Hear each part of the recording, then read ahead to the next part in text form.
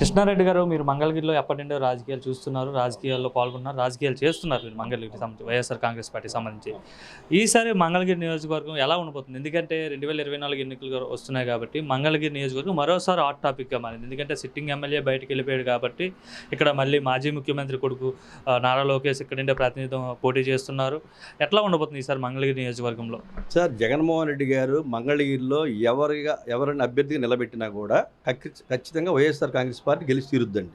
ఎందుకంటే అక్కడ వ్యక్తిని చూడరు సార్, జగన్మోహన్ రెడ్డి గారిని చూస్తారు, సింబల్ చూస్తారు. ఎందుకంటే ఈసారి బీసీలకి అని చెప్పారు కాబట్టి బీసీలు ఎవరికి ఇచ్చినా సార్ డెఫినెట్గా మళ్ళీ నారా లోకేష్ గారు ఓడిపోవటం 100% ఖాయం, కన్ఫర్మ్. అంతే, ఆయన మాత్రం గెలవడం. అని నాకు తెలిసి ఆయన 2 చోట్ల పోటీ చేయడానికి కూడా ట్రై చేస్తాడని తెలిసింది నాకు మంగళగిరితో పాటు. ఎందుకంటే మంగళగిరిలో పోటీ చేయకపోతే భయపడి పారిపోయారు అనుకుంటారేమో ఉద్దేశంతో ఇంకో ప్లేస్ సేఫ్టీ కూడా చూసుకుంటున్నాడు. ఎటు పరిస్థితిలో కూడా మంగళగిరిలో వైసీపీ జెండా రెపరెపలాట ఖాయమండి. లోకేష్ గారు మళ్ళీ ఖచ్చితంగా ఓడిపోతాడు. ఈ దెబ్బతో ఆయన రాజకీయ జీవితం స్మాష్. అంటే ఆర్కే బయటకు వచ్చిన తర్వాత మ్యాక్సిమం పార్టీ నుండి అందరూ బయటకు వెళ్ళిపోతున్నారు, వైసీపీలో ఎవరు లేరు అంటున్నారు సార్. ఎవరినో తీసుకొచ్చి కండోలు కప్పుకుంటున్నారు సార్. ఆర్కే గారు వెళ్ళారు సార్. ఆర్కే గారు మంచి వ్యక్తి కాదంట్లా, సంథింగ్ రకరకాల జగన్ గారికి ఆర్కే గారికి ఏం చేయండి మాకు తెలియదు. బయటికి వెళ్ళినా కూడా పార్టీని ఎవరు వదిలిపెట్టుకుంటారంటే వదిలిపెట్టరుగా. మేము జగన్ గారిని చూస్తాం, సింబల్ని చూస్తాం, రాజశేఖర్ గారి వారసత్వం చూస్తాం. ఎందుకంటే ఏదో వాళ్ళు షో చేయడం కోసం నలుగురు తీసుకొచ్చి ఊరికి కండవాలు కప్పుకుంటున్నారు. జనాలు ఓట్లు వేయాలి కదా సార్, జనాలు ఉండాలి కదా, జనాలు కావాలి కానీ నాయకులు ఏముందండి. అంటే మంగళగిరి అంతా కూడా పసుపుమయం అయిపోయింది. మొత్తం పెద్ద ఎత్తున టీడీపీలో జాయినింగ్ చేరికలు జరుగుతున్నాయి. మంగళగిరి వైసీపీ అంతా ఖాళీ అయిపోయింది, ఓన్లీ టీడీపీ ఉందంటున్నారు సార్. మనం కూడా ఒంటి నిండా పసుపు వేసుకుంటే పచ్చగా అగపడతాం. జెండాలు కట్టామనుకుంటే అదే పసుపు అయిపోద్ది. అదే కనుక వైసీపీ కలర్ కడితే వైసీపీ అయిపోద్ది. ఎందుకంటే వాళ్ళు చెప్పుకుంటున్నారు, మా వాళ్ళు చెప్పుకోవట్లేదు. మాకు ఆ గ్రౌండ్ నెట్వర్క్ బాగుంది సార్. జనాలు మాకు ఉన్నారు, ఓటర్స్ మాకు ఉన్నారు. వాళ్ళు లేక వాళ్ళు ఏదో వాళ్ళ బాధలు వాళ్ళు పడుతున్నారు. టోర్నమెంట్లు పెట్టుకొని ఇంకోటి పెట్టుకొని వాళ్ళకైతే ఓటింగ్ లేదు సార్. 100% మంగళగిరి వైసీపీ అభ్యర్థి ఖచ్చితంగా గెలుస్తాడు సార్. జగన్మోహన్ రెడ్డి గారు పెట్టిన అభ్యర్థి ఎవరైనా గెలిపిస్తారు. జనాలు గెలిపడానికి రెడీగా ఉన్నారు సార్. అందులో అనుమానం, ఆక్షేపం ఏం లేదు. ఇంకా చంద్రబాబు నాయుడు మాట్లాడుతూ అంటున్నారు, తెలుగుదేశం జనసేన పార్టీని అధికారంలోకి తీసుకొస్తే రాష్ట్రాన్ని స్వర్ణయుగంలా మారుస్తా, స్వర్ణయుగం తీసుకొస్తా అంటున్నాడు. అసలు స్వర్ణయుగం అంటే ఏంటండి? చంద్రబాబు గారిని చెప్పానంటే 14 ఏళ్ళు చేసావుగా, ఉమ్మడి ఆంధ్రప్రదేశ్కి చేసావుగా, ఇక్కడికి వచ్చి 5 ఏళ్ళు చేసావుగా.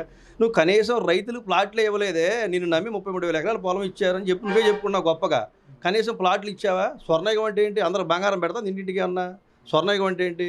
ప్రతి కుటుంబంలో వ్యక్తులు చదువుకుంటే బాగుపడతారు, ఆ కుటుంబాలు బాగుపడతాయి. జాబులు చేసుకుంటే కుటుంబాలు బాగుపడతాయి. స్వర్ణయుగం అంటే ఏంటి?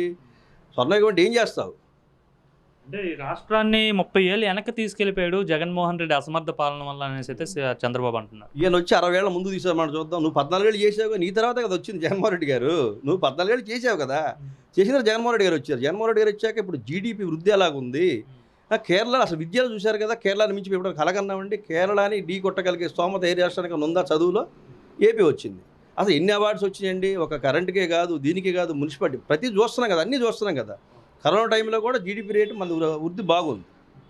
ఇవన్నీ గమనించుకోవాలి, ప్రజలన్నీ గమనిస్తున్నారు సార్. నాయకులు అందరూ కూడా తెలుసండి. కాకపోతే ఇవన్నీ ఏదో రకంగా మభ్యపెట్టి షో చేసి ఇవన్నీ చేయాలి కాబట్టి వాళ్ళు చేస్తున్నారు. అంటే జగన్ పని అయిపోయింది. ఈసారి ప్రజలు జగన్ని నమ్మరు, అందుకే తన సొంత పార్టీ ఎమ్మెల్యేలే బయటకు వెళ్ళిపోతున్నారు, ఒకరి తర్వాత ఒకరని చెప్తున్నారు. వెళ్తారంటే సీట్ లేనప్పుడు ఏం చేస్తారు సార్? ఇప్పుడు అధికారంలో 5 ఏళ్ళు కూర్చున్నాక ఎవరికైనా బాధగా అనిపిస్తుంది. చిన్న కార్పొరేటర్ కౌన్సిలర్ 5 ఏళ్ళు చేశాక అరే నాకు పదవి పోతుందని ఫీలింగ్ ఉంటుంది. మరి ఇప్పుడు అక్కడ అభ్యర్థి గెలవడానుకున్నప్పుడు జగన్ గారు మారుస్తారు. మార్చినప్పుడు ఆప్షన్ లేనప్పుడు అవతల పార్టీకి పోతారు. పోతే పోనండి, రేపు చూస్తాంగా. ఇప్పుడు గెలిచే అభ్యర్థిని పెడతారు. జగన్ ఏమన్నాడు? అయ్యా మొత్తం మన కుటుంబం మీరు ఉండండి, వెయిట్ చేయండి అని చెప్పాడు. వెయిట్ చేసి వాళ్ళు వెయిట్ చేస్తారు. ఉన్నారండి అన్నా రాంబాబు గారు లాంటి వాళ్ళు, లేకపోతే ఇప్పుడు మన రోజా గారు లాంటి వాళ్ళు, కొడాల నాని గారు, పేరు నాని లాంటి వాళ్ళు వచ్చిన మంది మాకు సీట్ ఇచ్చినా ఓకే, సీట్ ఇవ్వని మేము జగన్ సైన్లో చెప్పారు. అనిల్ కుమార్ యాదవ్ గారు కూడా చెప్పారు. ఉన్నారండి. ఎవరో ఒకరిద్దరికి సంథింగ్ ఏదన్నా పార్టీ ఆఫర్స్ రావచ్చు, వెళ్ళిపోవచ్చు సార్. వీళ్ళు పార్టీ వాళ్ళందరూ మహా అయితే 2-3 గెలిస్తే గొప్ప అండి. సీట్లు అయితే జగన్ గారు మారుస్తాడు. ఒక 50 మంది దాకా మారిస్తే మార్చొచ్చు. అవతల పార్టీ పోయి గెలవమని చూద్దాం. పోయినసారి 23 మంది వెళ్ళారు. ఎవరు గెలిచారు? ఒక్క వ్యక్తి గెలిచాడు. 22 మంది పోయారు. ఈ దెబ్బ కూడా అంతే పరిస్థితి.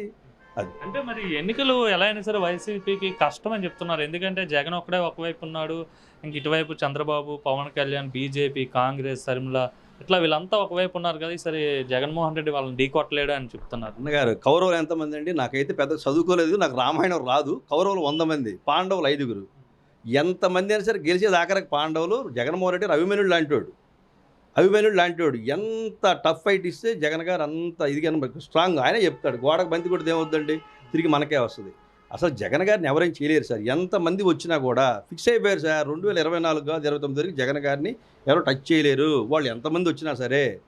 ఇప్పుడు ఉదాహరణ చెప్పా కదా! కౌరవులు ఎంతమంది? వాళ్ళందరూ కౌరవులు, పాండవులు. అభిమన్యుడు లాంటివాడు జగన్మోహన్ రెడ్డి. ఈయన వేసే బాణాలకు ఎవరు తట్టుకోలేరు. ఈయన ఎత్తుగళ్ళకి ఎవరు కూడా చాలరు.